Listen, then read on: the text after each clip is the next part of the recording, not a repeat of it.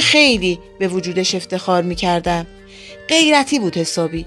وقتایی که تو خیابون کاری داشتم و میرفتم احساس میکردم همه دارن منو نشون میدن و میگن بچه‌ها حواستون به رفتارتون باشه، خواهر ممه رشتیه ها. میره به ممد میگه.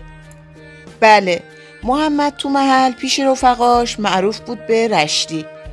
تو گروه دوستاش چند تا محمد بودن که داداش منو به خاطر اصالتمون که شمالی بودیم ممد رشتی صدا میکردن تا با بقیه محمدها اشتباه نشه.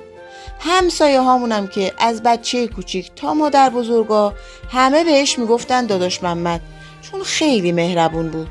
تو فامیلمونم پسر و دختر و محرم و نامحرم به خاطر علاقه‌ای که بهش داشتن همه داداش محمد صداش میزدن.